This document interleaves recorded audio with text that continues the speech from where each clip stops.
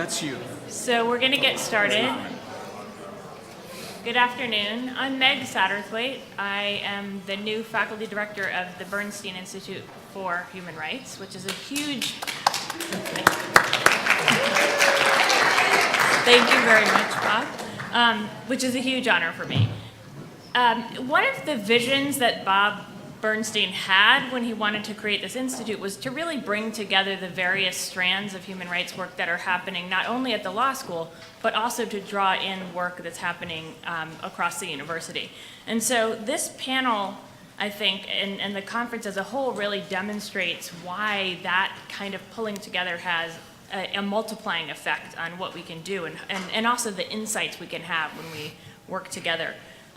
The panel this morning on China really gave us insights from the U.S. Asia Law Institute and then also drew beautifully on human rights in China's work. And it was wonderful to see that discussion enriching us.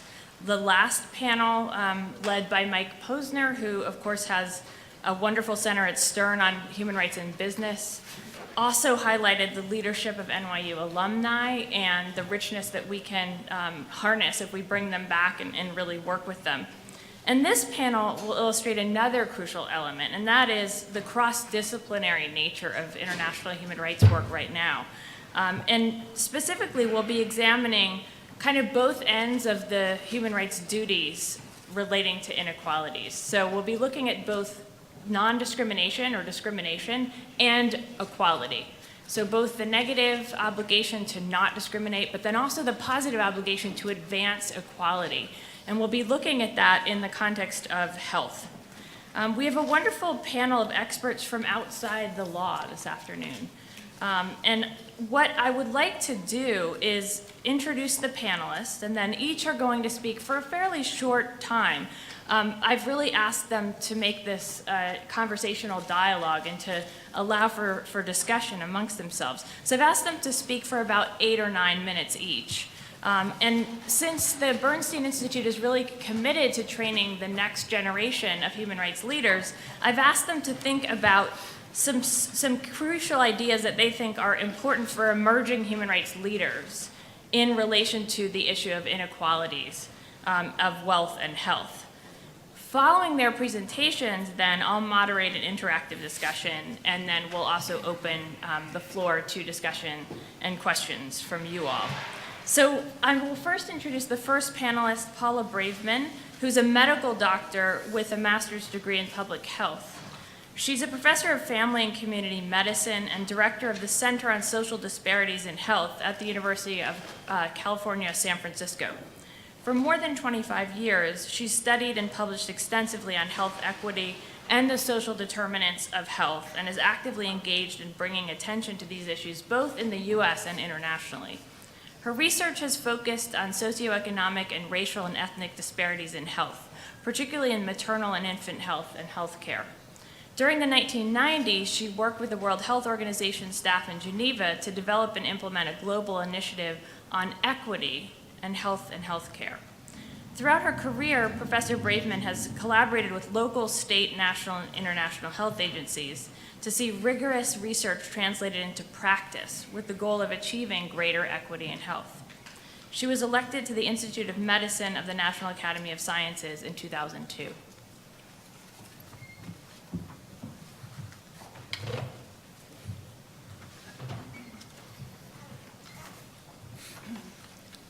Thank you, Meg, for that lovely introduction. It is a real honor to be here, and I want to congratulate all of you involved in inaugurating this center. I want to make another prefatory remark, which is that I am in no way an expert on human rights. I had the wonderful fortune to work with Zofia Gruskin when I was doing work with WHO about 15 years ago, and I learned a little bit about human rights, and that little bit had a very dramatic impact on my work in public health since. So I want to address the question, why are social inequalities in health a human rights issue?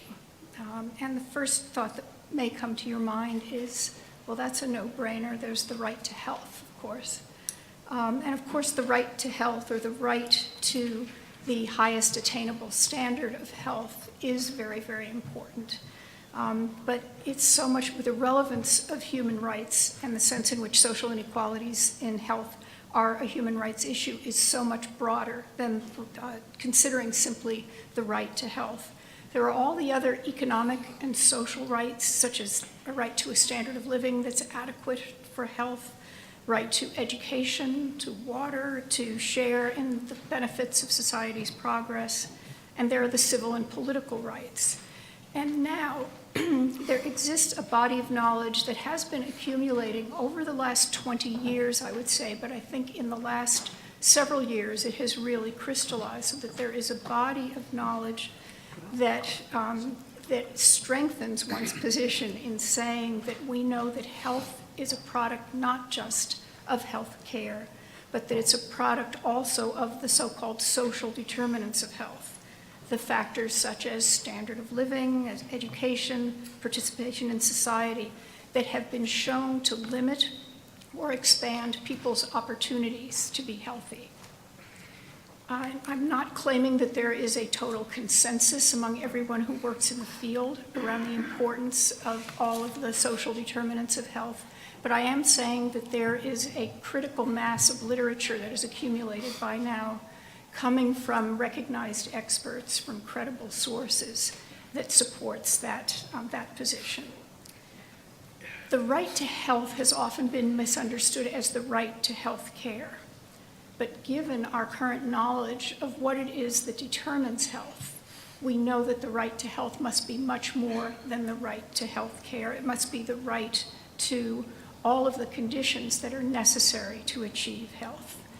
The human rights concept of the connectedness and the indivisibility of all rights, whether they're civil and political or economic and social, I think is a very, very important concept that's relevant to our notions of and our work toward eliminating the social inequalities in health. And it's in line with this emerging awareness of health as the product of a complex web of interconnected factors in multiple domains that affect health. Another connection between human rights and social inequalities in health is the concept of the importance of differences in health across social groups. And in this realm, and we don't have time for this now, but I have found, and Sophia and I together spent some time working on expressing a way to define social inequalities in health in ways that can stand up to some of the attacks that it has suffered, and that way really draws heavily on concepts from human rights. So human rights agreements obviously call on governments and societies to respect, to fulfill, and to promote all of the human rights of all people. But they are charged with giving particular emphasis to those who are worse off, those who face the greatest obstacles to the realization of their rights. So often the question arises in work around the social inequalities in health is, so what are the groups that are relevant, and who are the groups that should be favored in work that is trying to reduce the inequalities by pulling up the status or the conditions of those who are not well off. For example, let me give you an example of a social inequality in health. People who ski are much more likely to suffer arm and leg fractures than people who don't ski. Okay. Men do not experience obstetric problems, but women do. And I've chosen absurd examples, but believe me, if we had time, I could give you some examples that you would see were not so absurd, were truly difficult, and where you need a criterion. You need to be able to specify the criterion that defines who are the worse and the better off groups. And I think that human rights agreements and instruments give us that.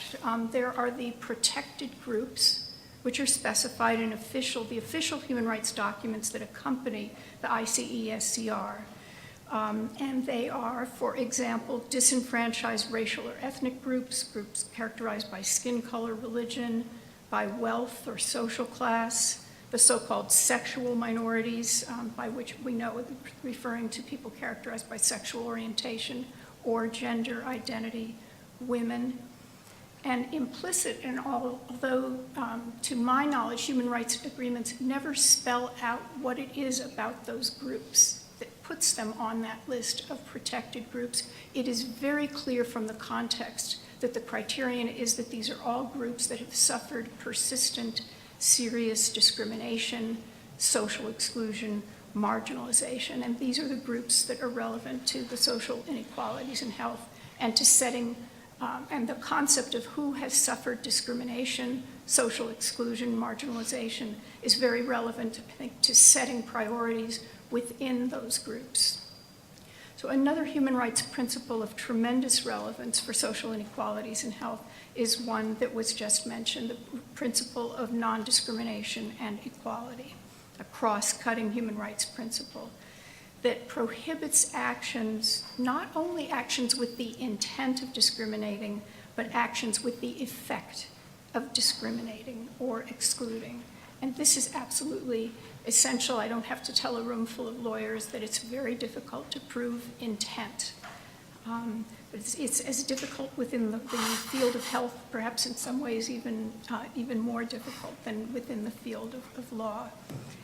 And so the social inequalities in health, to say that what we identify as social inequalities in health are ones that are due to social advantage and disadvantage, would be a big mistake, because then we would have to prove causality and in many cases would have to prove intent.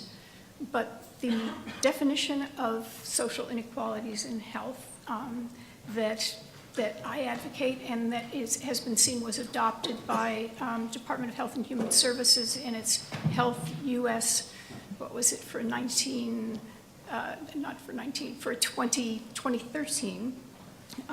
also adopts this definition, that it is social inequalities in health defined as differences in health between groups who are more and less socially advantaged, meaning that they have those at the bottom there have experienced persistent discrimination, exclusion, or marginalization. But they are differences in which the disadvantaged groups have worse health, and that's really crucial. And the justification for saying that sits on human rights principles is to say that when someone is disadvantaged on their health, you are heaping an additional very serious disadvantage on someone who is already at underlying disadvantage. And so it violates a very pervasive shared value, but it also is relevant to the concept of the obligation to remove obstacles to realizing human rights, including the right to health.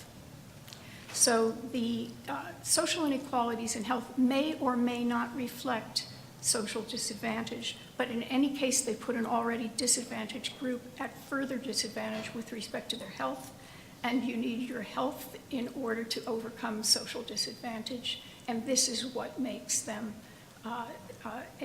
what makes the value of pursuing the reduction and the eventual elimination of social inequalities in health, one that sits very, very firmly on very important and widely held values. So these are just a few of the links between human rights and social inequalities in health that I wanted to comment about.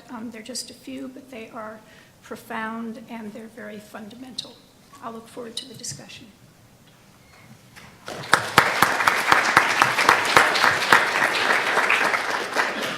Thank you very much. Okay, so now we're going to hear from Joe Amen, who's the director of the Health and Human Rights Division at Human Rights Watch. Since joining Human Rights Watch in 2005, Dr. Amen has worked on a wide range of issues, including access to medicines, the impact of discrimination on access to prevention and treatment, censorship and the denial of health information, arbitrary detention, and the role of civil society in the response to infectious disease outbreaks and environmental health threats. Between January 2009 and 2013, he oversaw Human Rights Watch's work on disability rights. Prior to joining Human Rights Watch, he worked for more than 15 years conducting research, designing programs, and evaluating public health interventions. Dr. Amen is a member of the editorial board of the Journal of the International AIDS Society, the UN AIDS Reference Group on HIV and Human Rights, and the steering committee of the Safeguarding Health in Conflict Coalition. In addition, he's an associate in the Department of Epidemiology at the Bloomberg School of Public Health at Johns Hopkins, and a lecturer in Public and International Affairs at Princeton. In 2012, he was a distinguished visiting lecturer at the Paris School of International Affairs of Sciences Po. He has a master's degree in tropical medicine and a PhD in epidemiology, and he's very well known as one of the sort of key voices in health and human rights, so we're really pleased to have you here today. Thanks.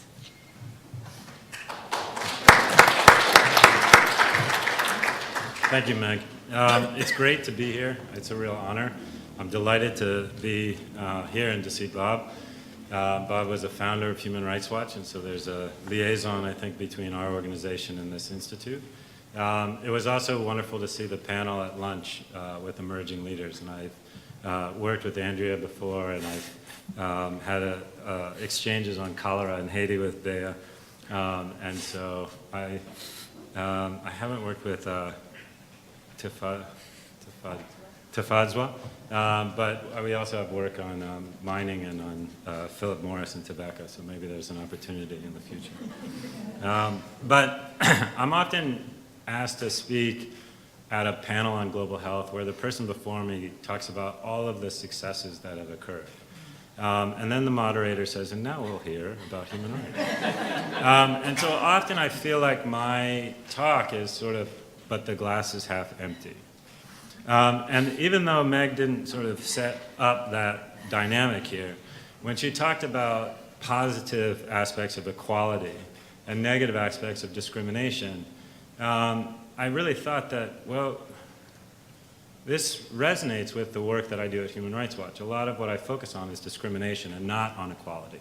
Sometimes states, when they're frustrated with us for all of our criticism, say, well, why don't you describe to us exactly what you want to see and what the perfect approach would be? And I say, well, that's not really what we do. We just criticize. Not 100%, but there is an aspect where we don't spend our time patting states on the back and saying, good job. We spend our time focusing on states that are failing and pointing out those failures and giving recommendations of what needs to be done.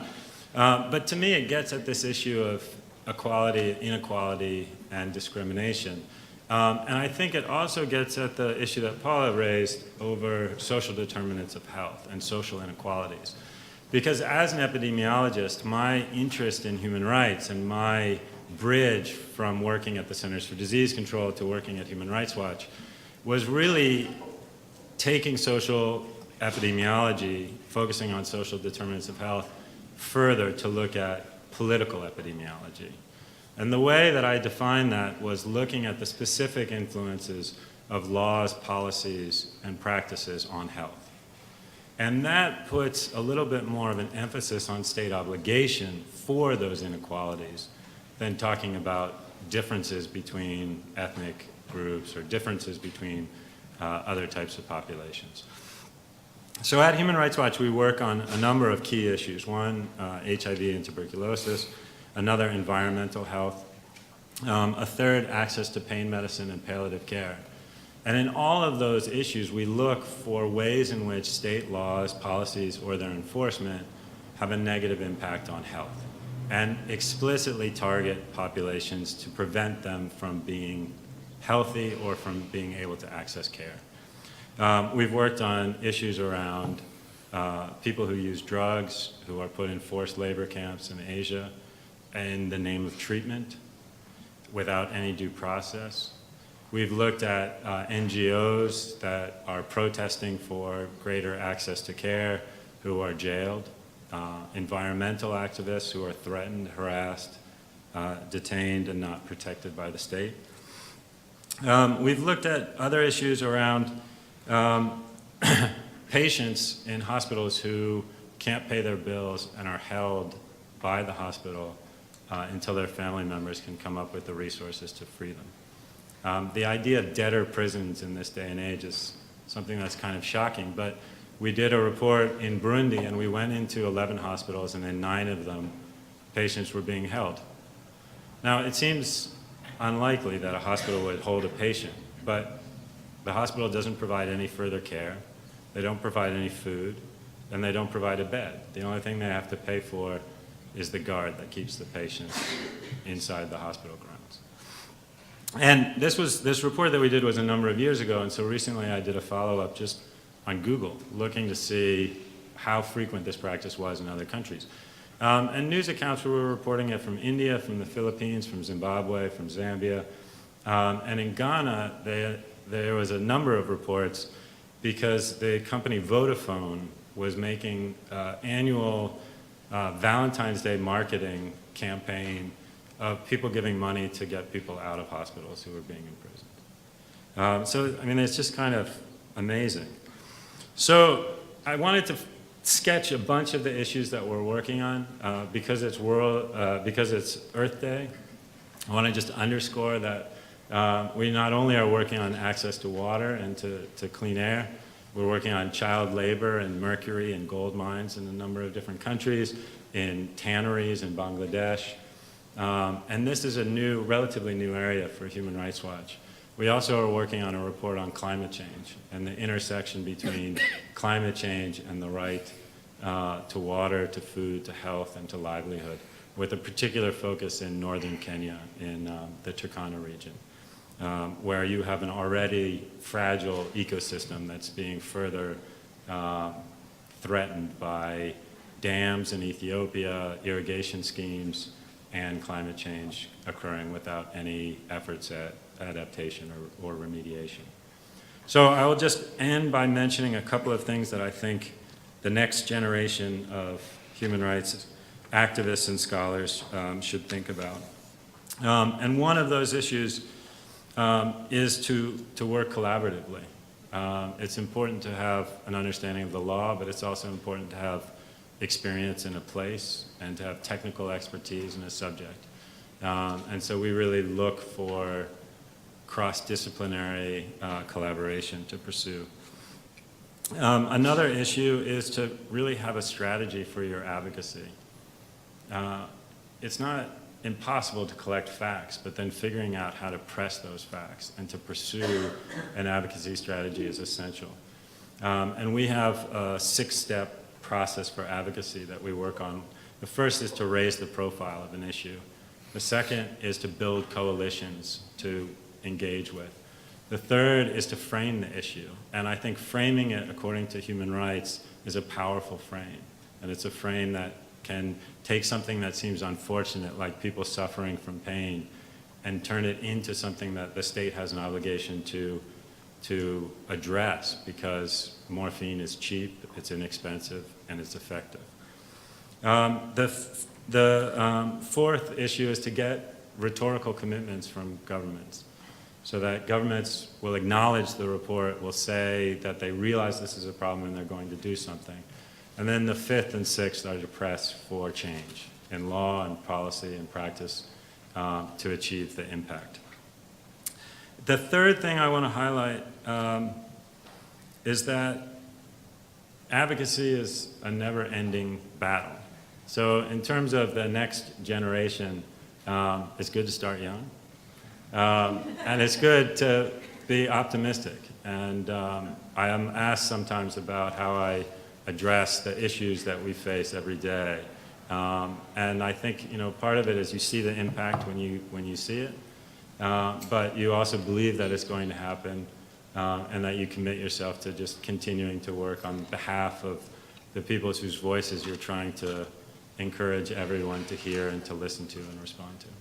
So I'll end there, and I look forward to the discussion and the questions.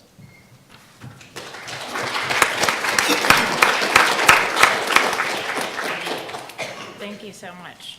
It's now my pleasure to introduce Strive Masiyiwa. And the first thing I'd like to say is thank you so much for your support of the Institute. And we now have 3 new Masiyiwa Bernstein Fellows who will be serving at different human rights organizations next year. And I know at least one of them is here today, so I want to thank you. Strive Masiyiwa is the founder and executive chairman of South African-based diversified international telecommunications group EchoNet Wireless. Under his leadership and guidance, EchoNet Wireless has developed since its formation in 1993 into a global telecommunications enterprise with a presence in more than 15 countries in Africa, Europe, and the East Asia Pacific region. A recognized entrepreneur, he has been involved in the development of Africa's independent media as well. As one of the most respected African business leaders today, Mr. Masiyiwa has won international recognition and numerous awards for business excellence. He speaks regularly on African business at major international business gatherings and has been regularly featured in leading international publications and television programs. Over the years, he's served on many international boards and has also been involved in numerous initiatives to promote entrepreneurship and social development in Africa. He's currently on the boards of the Nelson Mandela Advisory Committee, Endeavor SA, and the Rockefeller Foundation. Outside his business interests, he's active in promoting awareness of the impact of AIDS in Africa. A foundation he and his wife founded and fund currently provides scholarships to more than 25,000 orphan children. And Mr. Masiyiwa has been central to the Ebola response in Africa, something that I believe he'll be speaking to us about. Welcome.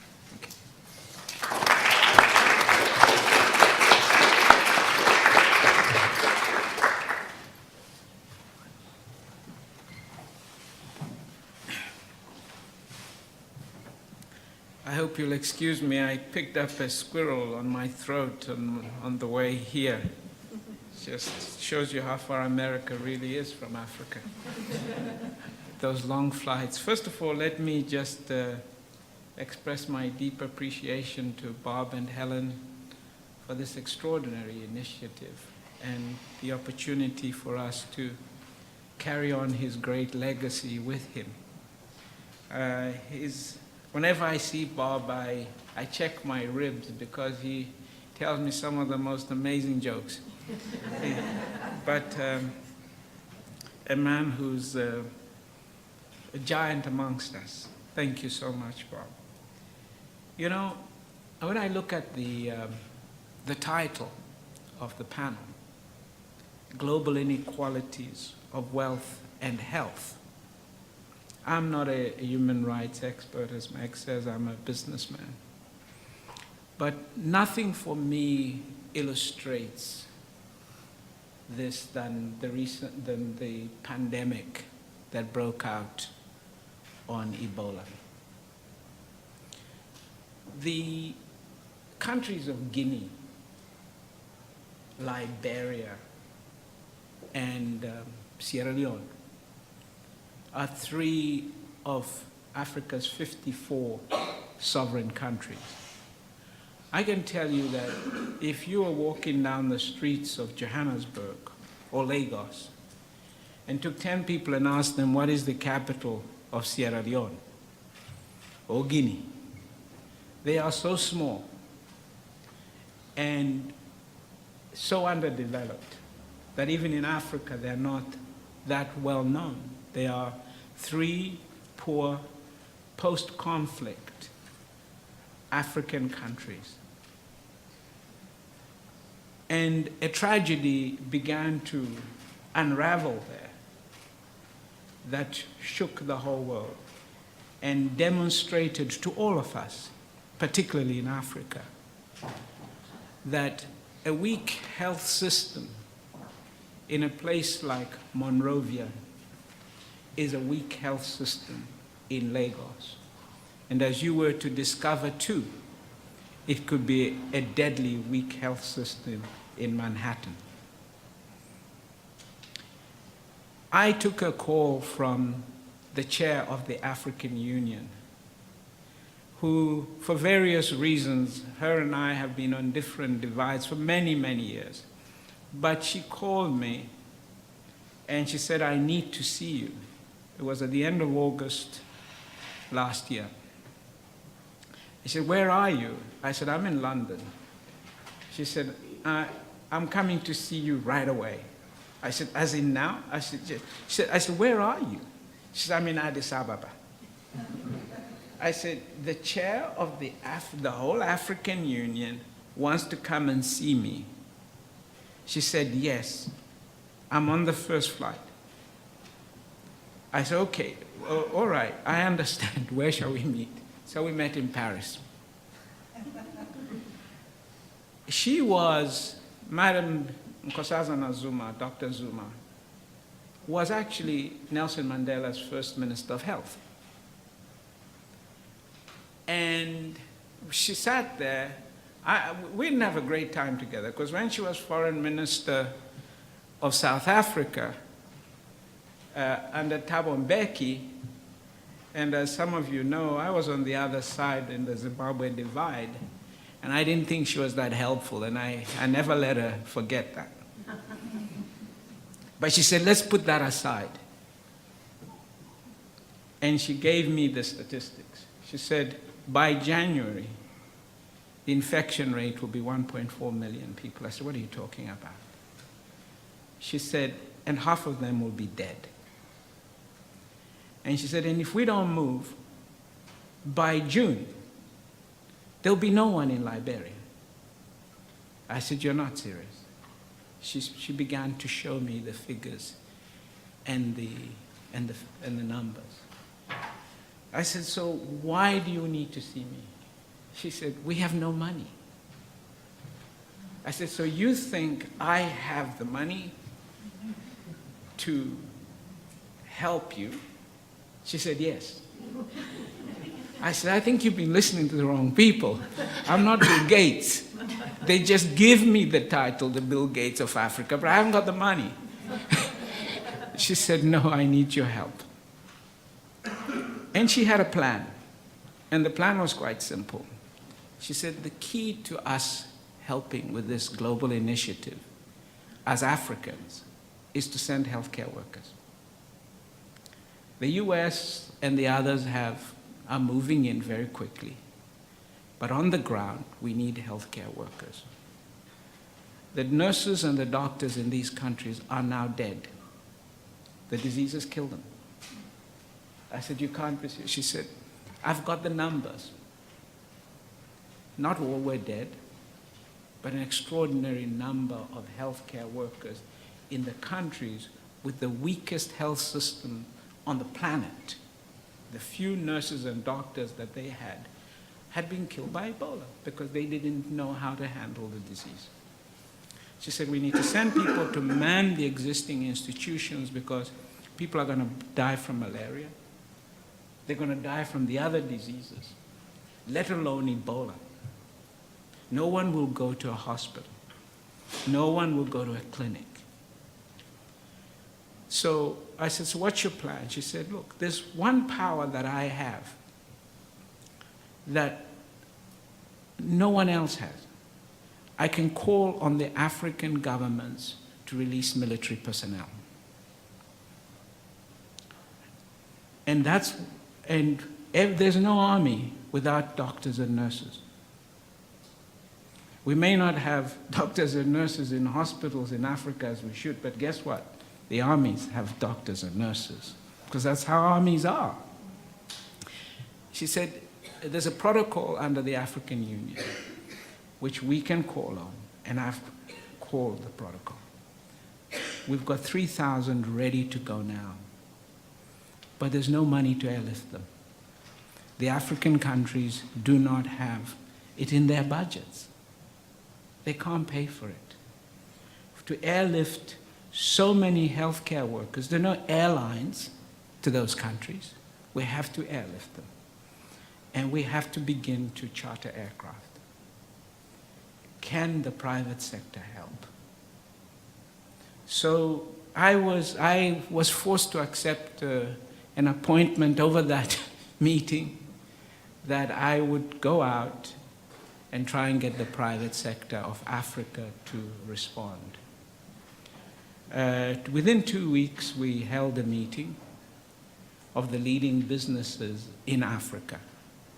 And when I say leading business, it included your own Coca-Cola, GE, even though they didn't give us any money. but Coca-Cola did, and they came to the table in a big way. And I'm not here to judge anybody. But in half an hour, the business people, we said to them, if you're coming to this meeting, if your chair has not given you, or if you are not the chairman of your organization, and you're not holding a board approval to donate less than $1 million, don't come.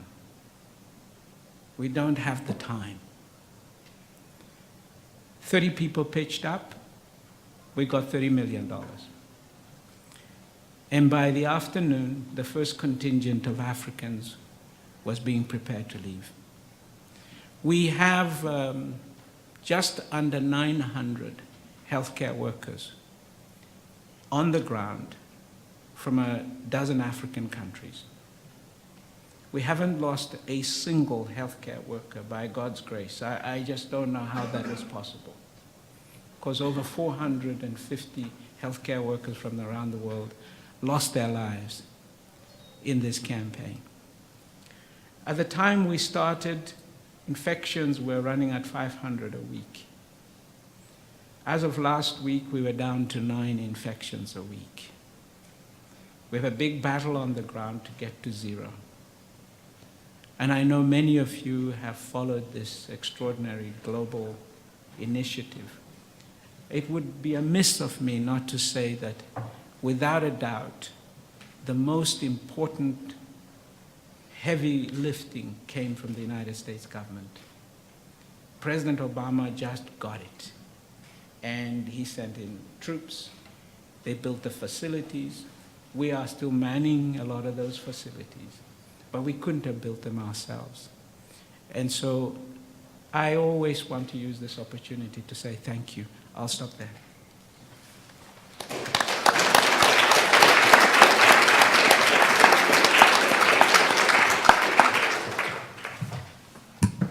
Thank you very much. So I want to thank all the panelists for those really insightful comments. I think they gave us a lot to talk about. And I wonder if we could just start by talking a little bit more about this issue of collaboration. I think that's the way you put it, Joe, but I think it relates maybe to all of our experiences here. Can you comment maybe on the role of collaboration in advancing equality in health, or in advancing health and human rights? Either give an example of how you've seen that work, or what maybe some thoughts on that. Me Do you want to start, Sure. Joe? So, I mean, I think there's a few things that are critical in our work. One is really understanding the local setting and the politics of the setting, what's possible, what kind of political openings and are coming up, and we can shape our advocacy towards those openings. And that requires deep expertise in understanding the setting and the country. There's also, I think, the sort of the politics at the local level, right? And so understanding the government and the politics there is one aspect, but understanding the dynamic at the local level of what priorities people have, what needs they have, how they see issues is another kind of critical skill. Technically, we collaborate with anyone we can. We've taken physicians on missions with us to assess prison health conditions in Zambia. We consult with experts in lead poisoning and mercury, in heat exhaustion and migrant workers in the Gulf states. We seek out people with expertise. And it becomes an interesting discussion within Human Rights Watch when we're working on something. We worked on the post-Fukushima tsunami and concerns about radiation in Japan. And there were some people within the office who said, well, we don't have any expertise on that. We're not experts in radiation. And I said, but the issues here are areas where we are experts. We're experts in the right to information, in the obligation of governments to be transparent and accountable. And we can see that the Japanese government isn't upholding those rights. We can find the resources for people to tell us what the safe levels of radiation are and what the kinds of tests need to be done and what information has been collected and should be released. So there's a real opportunity for collaboration that way. And then I think legally also, it's useful to have different perspectives and different voices and different training. So we have people who have more experience in domestic law and international law, and then we try and build up, a general kind of strategy and campaign and effort around that. Great, thank you. Paula, would you like to comment on that? Sure, I think Joe commented on what are the most important issues there about collaboration, but I'd like to just add the comment that given the recognition, relatively recent recognition of the causation of health as being multifactorial, that alone tells us that we're going to have collaboration across different sectors if we're really going to see action on the social inequalities in health. And there's a term which is health in all policies, which has become kind of a buzzword among some people, and it's referring to the need to inject an awareness of the health impact of action in all sectors in order to make progress. So I think that the collaboration is fundamental. And Strive, you just gave us a wonderful kind of story about collaboration, and I think you have so many more examples of when the business sector has really been able to collaborate in order to solve social problems. Do you have any other thoughts on that or want to share any other examples? One of the, talking of collaboration, one of the most successful industries in Africa in recent years is my own industry, telecommunications. I always say, back in 1994, when I entered the telecommunications sector,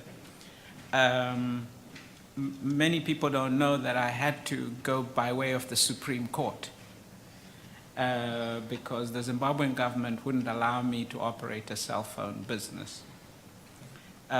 We can have a separate discussion about that, but we won our legal battle on the basis that it was a violation of freedom of expression. And our constitutional court upheld the decision, and it immediately got sacked. But it did allow us to get started. At that time, during that court case, and this is the point I wanted to make, was our Chief Justice asked one question. You sit before these guys in these white wigs, because as you know, we are a former British colony. And they don't say anything for 5 days. And finally he said, is it true that you said that 75% of the African people have never heard a telephone ringing? I wanted to jump up, but I couldn't. My lawyer got up and says, yes, my lord. Well, I can say today 75% of the African people own a telephone. Such has been the revolution. But we are fierce competitors in this industry. We don't talk to each other. We fight it out. But the first time I ever saw all of them in one room was to do with Ebola. The entire industry came together, held a meeting to discuss how could they use their infrastructure to deal with a public health issue. And, we talk to each other more often now. But obviously, collaboration is the key. Taking on Ebola was a global collaboration. We had Cuban doctors, we had Chinese doctors, we had people at community level. Because with all, I've just come from a meeting of Silicon Valley technical companies that were involved in building the tracing algorithms that were used to make contact tracing. Some extraordinary work was done in that. So, and this is the way we have to deal with these issues. We have to see the connectedness. that we cannot, in an isolated way, have a great health system in the middle of, in one part of the world, but another one doesn't have it.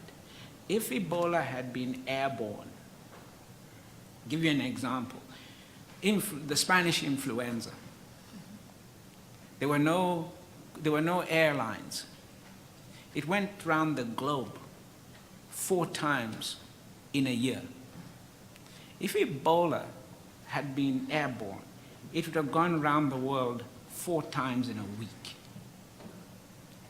So, we have to be prepared for the next one. And the next one may be as aggressive as Spanish influenza. So we have to build systems and collaborate on a global level in a way that we haven't done before. So this insight that a weak health system in, Monrovia. in Monrovia, for example, you gave, could become a weak health system, or is it the same as a weak health system It is in weak. Lagos or in New York? Yeah. Can you all share ideas on this? I thought that was such an interesting insight and such an important insight, and it says a lot also about the need for attention to inequality, both inequalities of health systems, and I'd be interested in any thoughts on that, but then also on the obligations. Who has the obligation to help overcome the weak health system that we all then, bear the consequences of, but some at a much worse rate and with much more deadly consequences? Any thoughts on that? Let me jump in and also just on the same point of Ebola. When the SARS outbreak occurred in China, the government repressed information, and newspapers weren't allowed to report on this mysterious flu. And what was striking was what broke through that repression of free speech was text messages.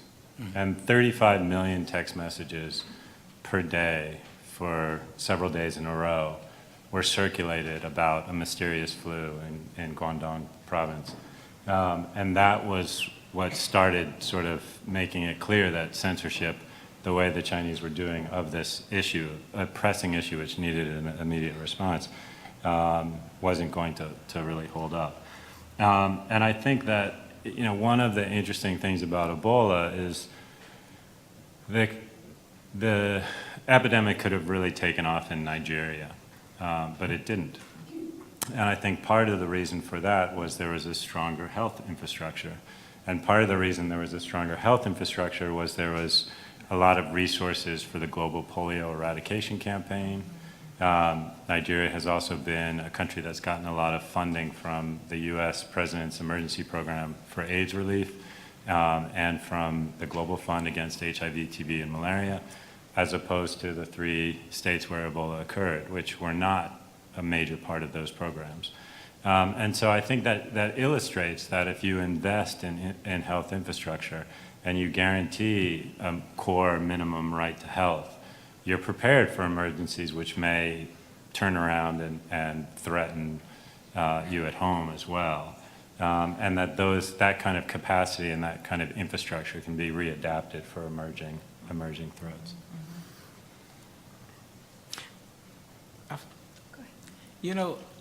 If I may just come on that Nigeria issue, and of course there's a lot written and there's a lot of issues that emerge, but we talk of inequalities in wealth, in terms of our topic here. There's another aspect to the Nigerian, why we dodged a bullet in Nigeria. Because in my view, that's where the world dodged the bullet. You see, the patient that headed to Nigeria, and this is why a weak health system in Monrovia is a weak health system in Manhattan. This guy was a businessman. He was in Monrovia. He knows people are dying of this mysterious illness. And we know today that he knew that there were no health facilities where he lived. So he thought, where's the quickest place I can go? Had there been a flight to New York, he would have been here. But he knew there was a flight to Lagos. So he headed to Lagos. Without telling anybody, he checked himself into an expensive health facility. He had the money, and in all these places like Nigeria, you will still have facilities for the elite. Had he been a truck driver, had he entered Lagos as a truck driver, or had he entered Lagos as an informal woman trader, of which there are millions, we would have been talking a very different story, in my view. Because he got into this facility, this amazing Nigerian doctor started to treat him. And when she noticed he wasn't responding, she thought he had malaria. And he wasn't responding to what she was giving him. Then she became suspicious. She hit the panic button. She had the institution quarantined. And she died. But she had taken this heroic effort to alert the country that we have Ebola. And by the way, the government itself initially almost went like China. No, we don't have it. We jumped up and down, but she had quarantined the facility. So again, we see these issues of inequality, both in terms of wealth and in terms of the facilities. And for me, we're living in a fool's paradise if we don't address weak health systems anywhere in the world. If we take away something from here, we should be saying to ourselves, we are not safe because we have Mount Sinai or another great facility in London or Harley Street. We've got to address this as a basic human right, that everybody should have access to proper health facilities. Thank you. And your question to us was, who has responsibility then for putting in place and maintaining that health care, and I would call it health care infrastructure, not health infrastructure, since health is a product of much more than health care.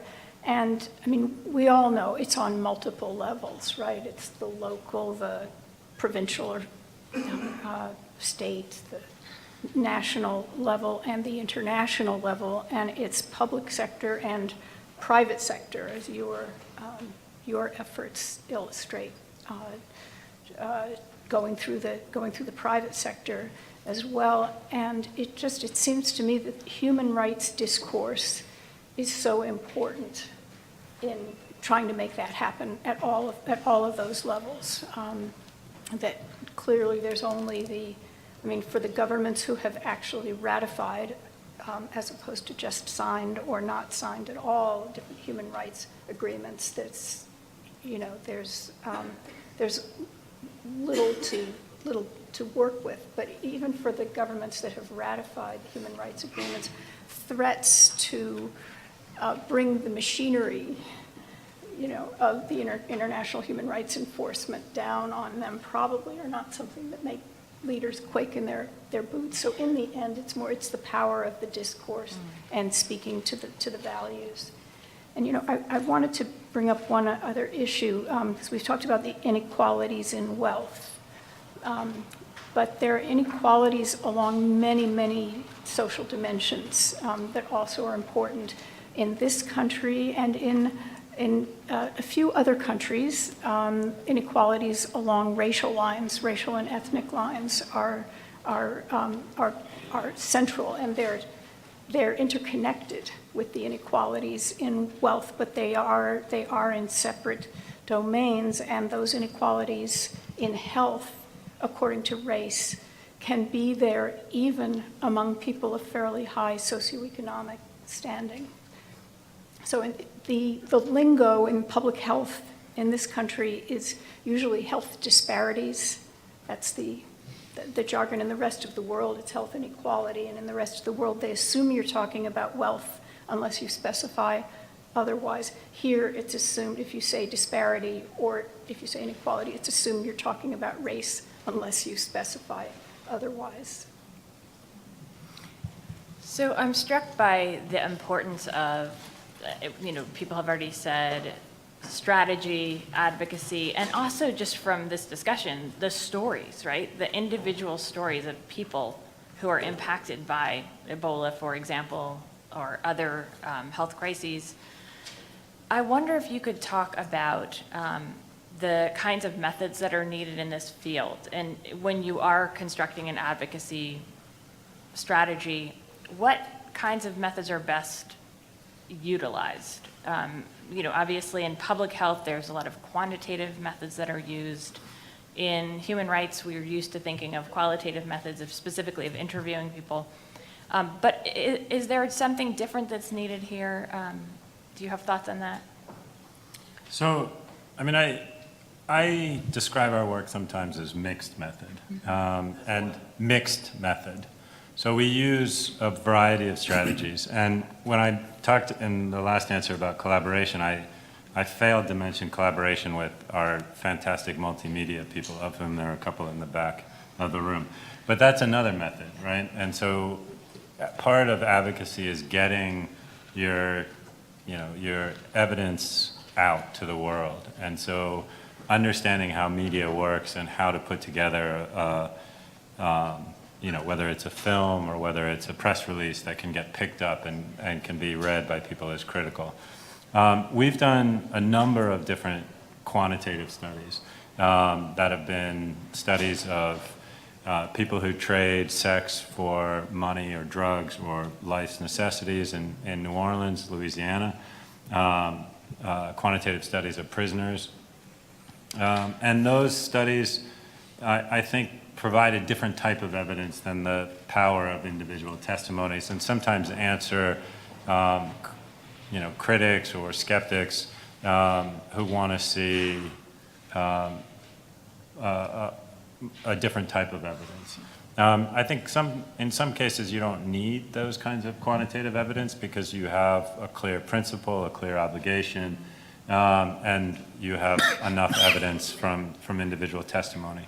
So I think of sort of looking at what we need and how to put it together as being the key to determining what approach we take.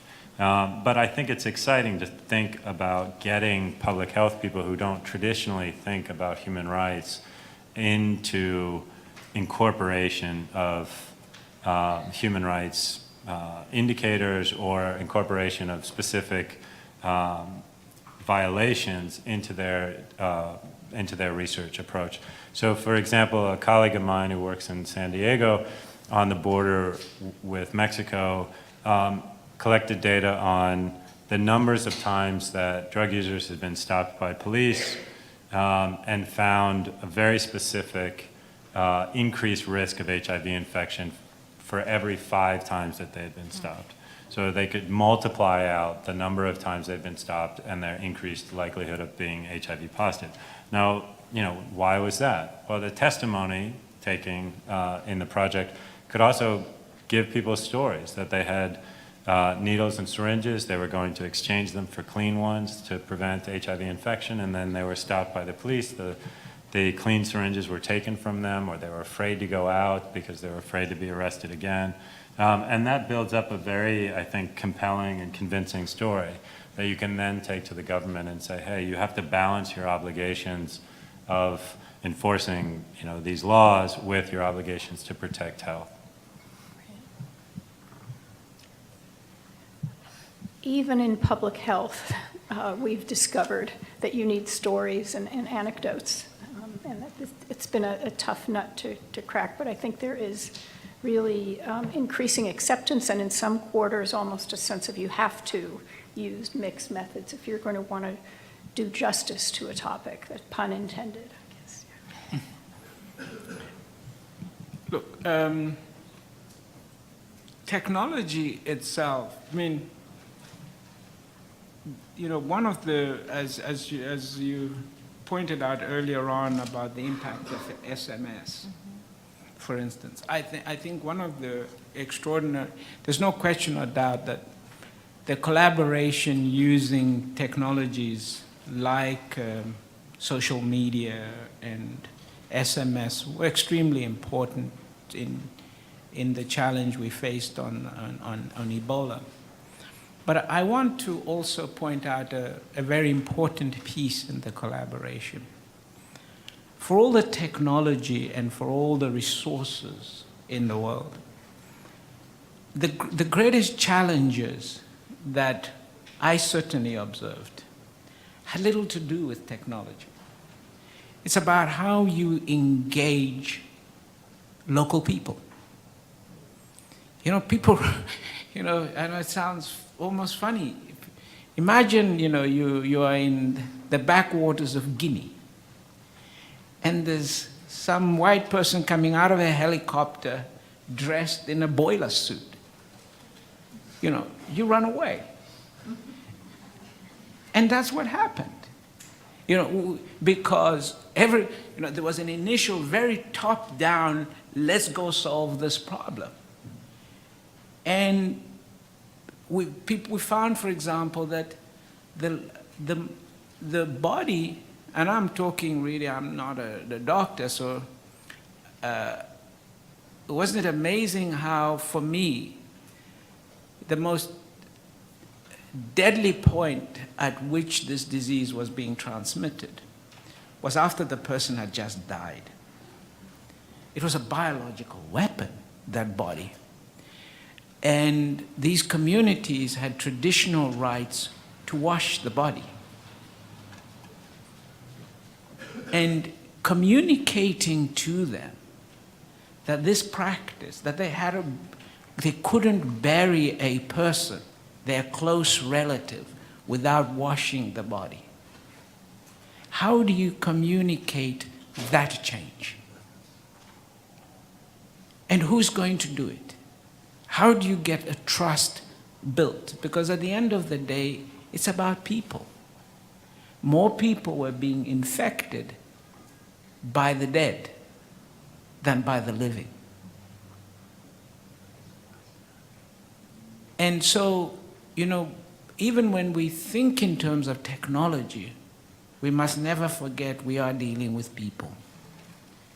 And it's the collaboration is at its greatest when we can engage people locally in their communities and can develop communications that they can trust and with people whom they can trust.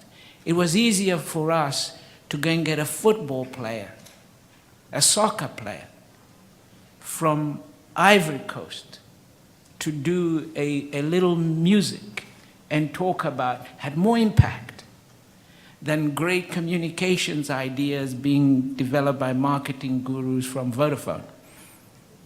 So these are some of the, certainly for me, profound lessons in how you deal with issues like this. You gotta take your collaboration right down to the most basic level, and you've got to develop the communications. Sometimes it's all about, as I say, it's about trust and how you communicate to people locally. Mm-hmm. Great, thank you very much. I'd like to ask you all if you have questions for each other, and then if not, we'll open to the floor. Any burning questions for each other?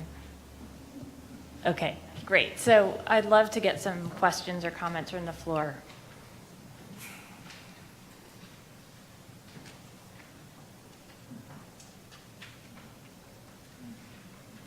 Wow. Yes, Bob. Now that you have Ebola miraculously under control, have you established any network that will be lasting, or will it come apart? Well, the great challenge that we have, Bob, is to get to zero. To get to zero, hold zero infections for, I guess, 6 weeks. Then we can declare the countries free. And that is proving more difficult than the initial steep decline. what we are now trying to address is the long term. How do you prepare for the next pandemic, whether it be Ebola? I think for me, the one lesson I learned was these diseases that come from animals to people are there with us. After all, HIV/AIDS has killed 40 million people since it was discovered in the early 80s. SARS, it's all to do with animals and so forth. So our focus now is how do we build, first of all, a surveillance network at the most basic level that people can come forward and report unusual sicknesses, diseases, and so forth, using all the tools that are available to us, cell phone networks, and so forth. And how do you respond quickly? In this case, as you saw, we were trying to look for a fire engine. And to extend that metaphor, we had to find the fire engine, we had to find fuel for the fire engine, we had to get it to the fire while the thing was raging. We can't do that. We have to be prepared in future to respond quickly. It may not be Ebola, it may be something else, but there's something else going to come.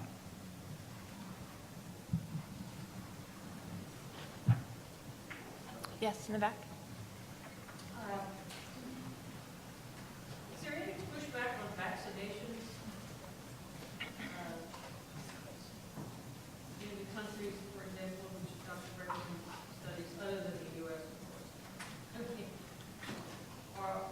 Is the U.S. the only one that's fighting science as far as healthcare related actions? I don't know much about that. I can tell you that the resistance to vaccinations and including the HPV vaccination for girls that we see in the U.S., that's not seen in Europe at all at the scale that we see it here. But I can't give you numbers. Certainly talking of Ebola, we don't yet have a vaccine. I guess it will be ready for the next one. Let me just say something about vaccinations. If you look at polio, there is a pushback in northern Nigeria. In an Islamic part of Nigeria, in northern Nigeria, but you've got to look at that in its correct context. Half of Africa's population, almost half, is Muslim.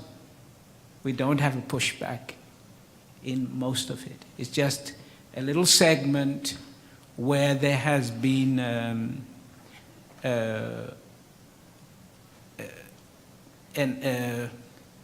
extreme interpretation of Islam, which is similar to what you have seen in parts of Pakistan where we've got a problem with polio. But Africa has never had a problem with vaccination, whether Muslim or otherwise.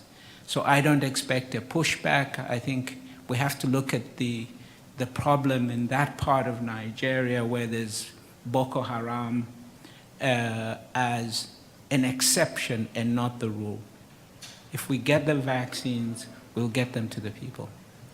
But I would add, too, that this is also an issue of trust. Whether it's in the U.S. or whether it's Nigeria or Pakistan, it's really about whether the people trust the government to say that this isn't harmful. And some of the rumors around polio is that it will sterilize you, or that it's made with pork. And the difficulty of overcoming that mistrust is much larger in countries like Guinea Sierra Leone, where there's been a history of conflict and concerns about corruption. Some of the initial refusals to believe that that Ebola was even present was because people felt that it was a scam, that they were looking for international funding, and they were making up this disease being present. So I think the question becomes, how do you fight back to assure that people pay attention to evidence? And you can't just do that by reiterating your messages, but you have to do that by establishing transparency and accountability and good governance.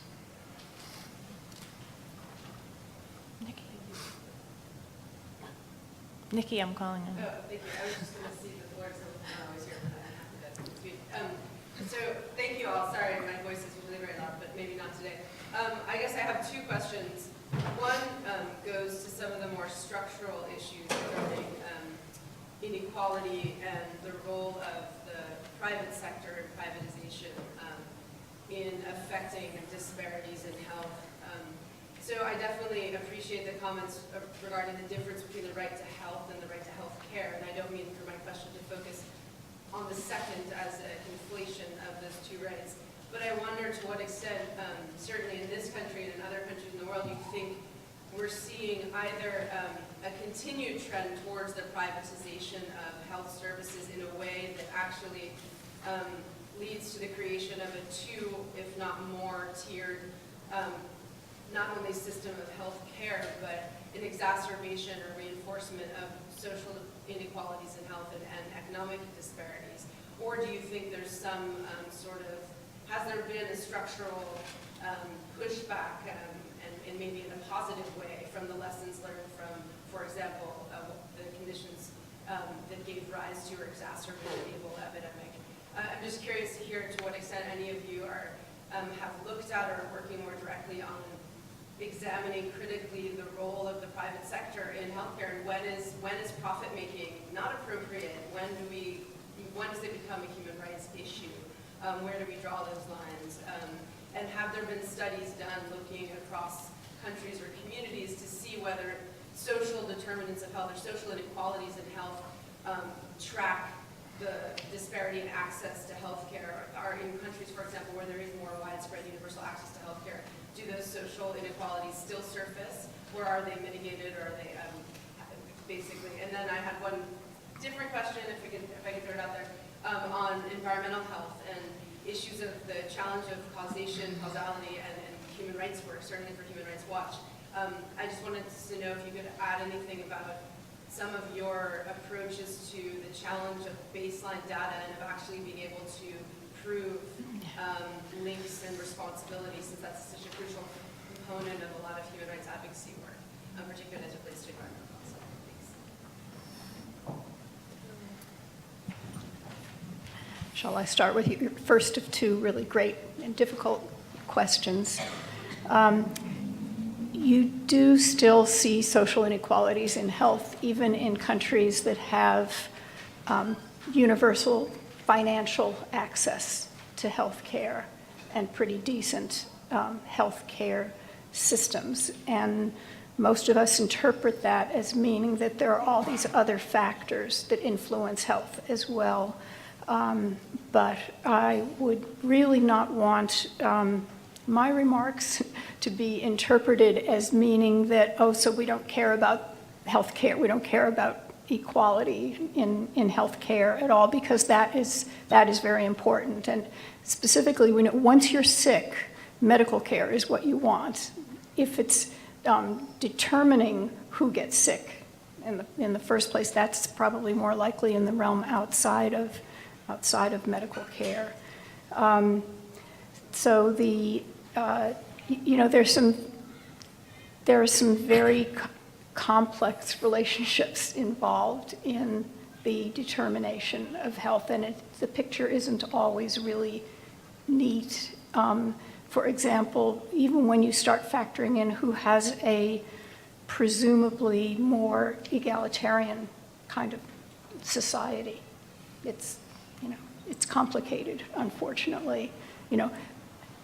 However, I think there are many reasons why doing those sorts of ecologic studies have tremendous limitations, and they do not invalidate these huge bodies of knowledge that we have that say that all of these things are important. The access to high-quality health care, as well as access to the most fundamental social determinants of health.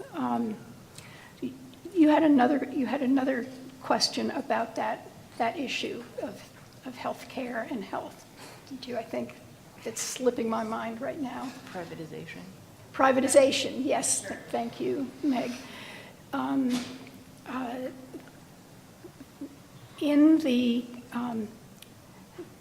brief answer is, yes, it's truly worrying when you see privatization of a healthcare system, because it puts it further and further out of the reach of a democratic society taking action.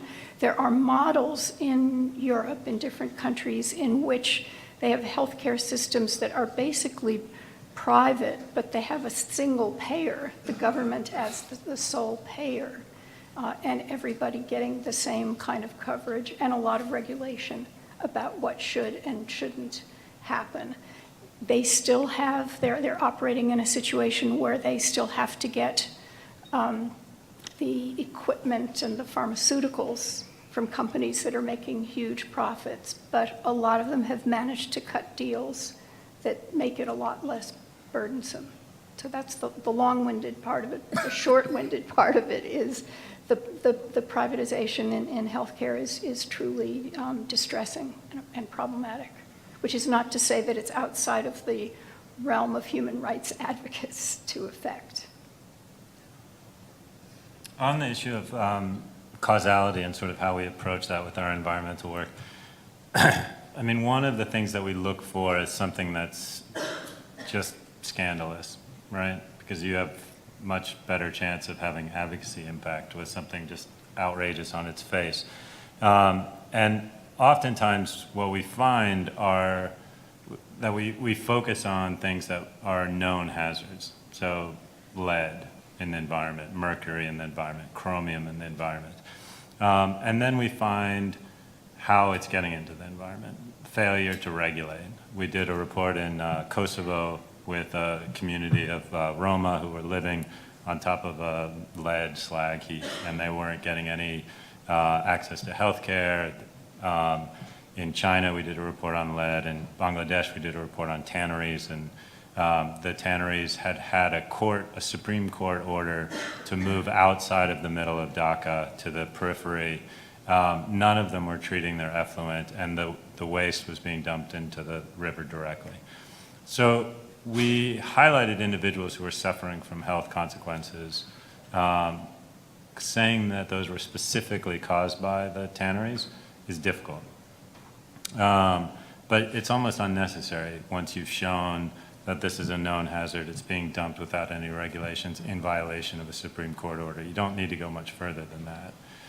In the same way, we did a report in Thailand of a community that was downstream from a lead mine that had been contaminated, and there was a Supreme Administrative Court order ordering the government to clean up the site, which for 10 years they failed to do.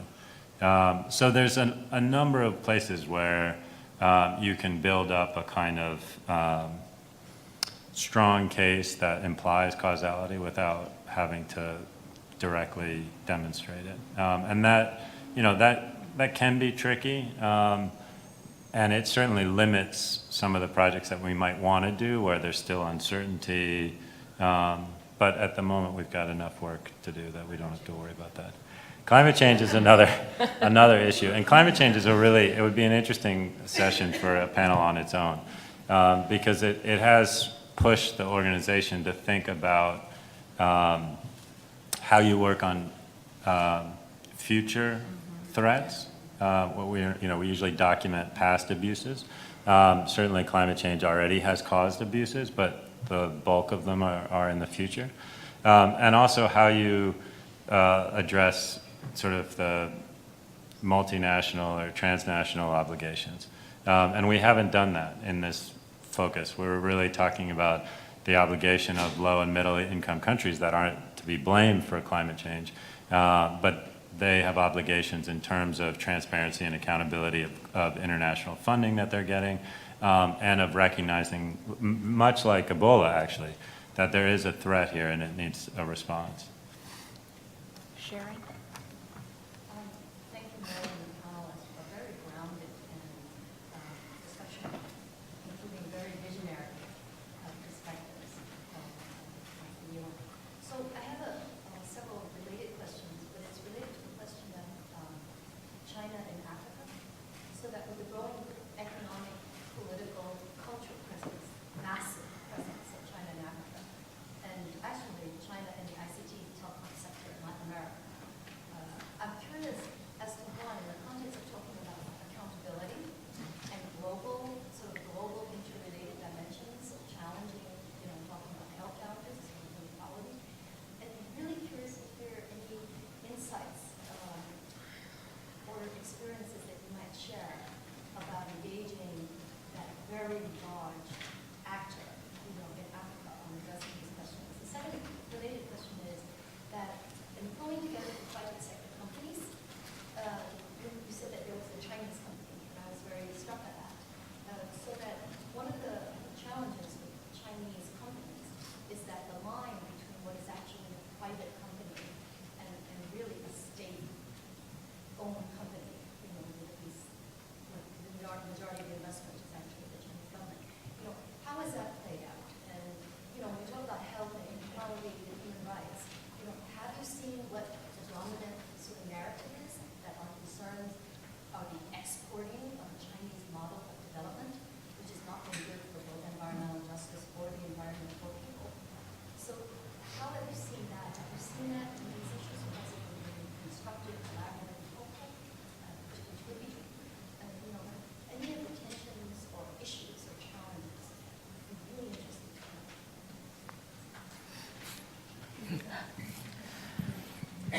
You have asked a very complex set of questions there, and prefaced it with some great remarks yourself. So I will just address a segment of what you say, because we probably need a whole panel on that. Next year, I shall return. If you take the example of the African telecommunications sector, the growth of the mobile industry, there are more cell phones in Africa today than in North America and Europe put together. We have over 700 million cell phone users in Africa. That has only been possible, in my personal view, because of China. It's Chinese companies that have been the equipment suppliers. I mean, we have built networks across Africa using Chinese contractors, equipment manufacturers like Huawei and ZTE. And it is the same whether it is us or Vodafone or any carrier in Africa. The equipment has come from China because it's cost a fraction of the cost, and is supported by very, very attractive debt from Chinese government through their equipment manufacturers. You're right to say that it's sometimes difficult to see where the line is between government and the private sector or the state-owned company, but I'm talking of it from the buyer of equipment. We buy our equipment from China, and now if you talked to the people on the street in Africa, is that a good thing or a bad thing? Well, certainly the African villager who now has a cell phone would say, China is great. Because we would not have been able to get those kind of facilities from any Western government or Western source of funding. But with it, of course, has come China, Inc., the government, its systems. Okay, and that's a whole different debate. Okay, and the models. The state enterprise is back. That had been pretty much, everybody had concluded that there was no, that the state-owned enterprise was one of the biggest problems in Africa's economic crisis. But because of the success of Chinese state enterprises, the model is being tried and tried again. The Chinese approach to funding delinks requirements in governance and human rights issues. They do, for as much as we in the telecom sector have seen them, it's certainly in supply of equipment, it's a fraction of what China is really funding, which is government projects, bridges, roads, dams. Okay, and again, you can debate it as to what motivates them.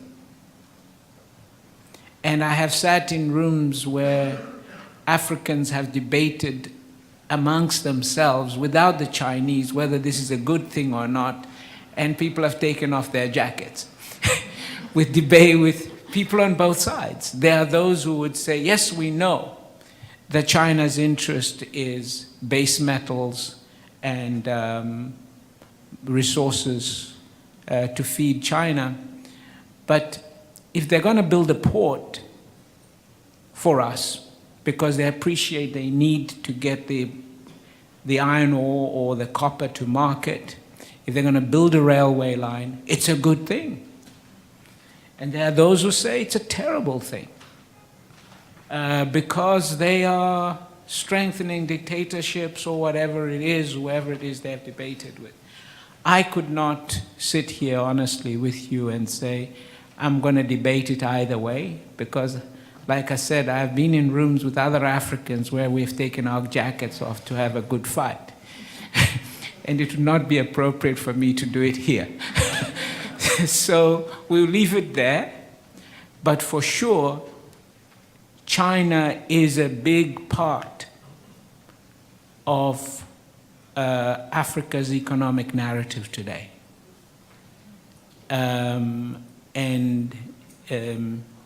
You know, somebody asked Zhou Enlai, you know, what he thought of the French Revolution.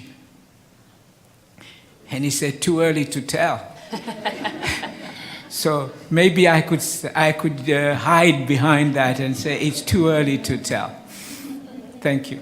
Thank you very much. So we're pretty much out of time, but I'd like to give each of the panelists just another minute in case you have anything you'd like to add as we close.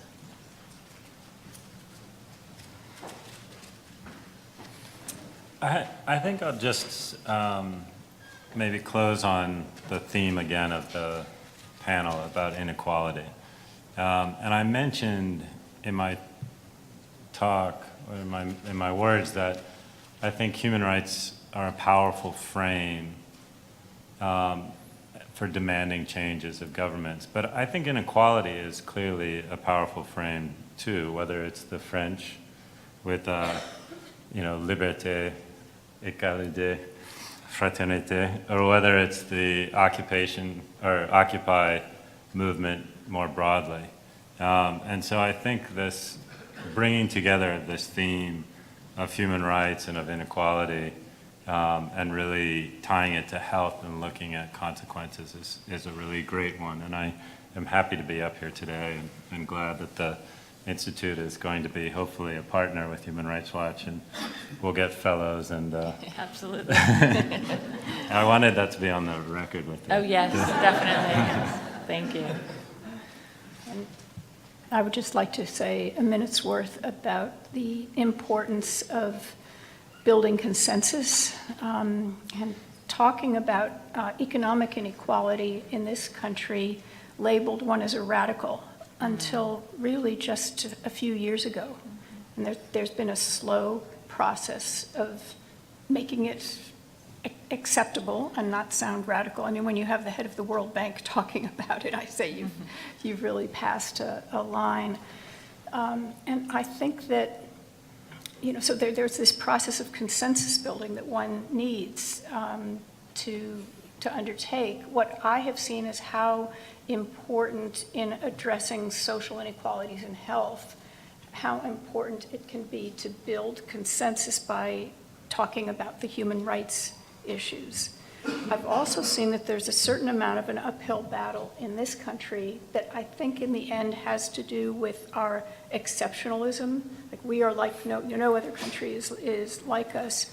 And that I think that there's a harder sell for human rights in this country than there is in Europe and in many other places. So we have even more of an uphill battle in terms of that consensus building. But human rights is just such a powerful tool for building the consensus around values. And I've often said to audiences, you know, when I say, I think, you know, human rights provide a very important basis for understanding the concept of health inequalities and what should be done about them. I know that some people are thinking, oh yes, but human rights are violated more often than they are honored. But the notion that the existing human rights agreements were hammered out over a period of many years with representation there from the entire globe, and virtually every country at this point has at least signed on, even if they haven't ratified, agreements that really cover a lot of the issues that we're talking about today. It would be, I think it's impossible to find more universal sort of values that you could appeal to. We could have debated inequalities of wealth and health without adding the word global to it, and we would have had an extraordinary conversation here in the United States, no doubt. We could have had this conversation in England, where they are debating the National Health Service and other things. But we did add to our debate global. And really my closing remarks is about our responsibility. Now that we know, what are we going to do about places like Guinea and Sierra Leone and Liberia, where we know they don't have health systems? Can I get involved in a debate on privatization? We have nothing to privatize, so we're out of that one. The hospital in Guinea, in Burundi, would you privatize it? They would probably say, please, if you can get us out of here. We have a responsibility. I would want to appeal to our higher moral obligation, but maybe we could even settle on enlightened self-interest. We have a responsibility to address this inequality from the rich world to the poor world. And rich we know is relative. Sitting in Liberia, South Africa is very rich. Nigeria is very rich. Nigeria might say America is the one that is rich. Well, look, we know we must do something because the next one, and there will be a next one, we may not dodge the bullet so easily. Thank you. Thank you very much.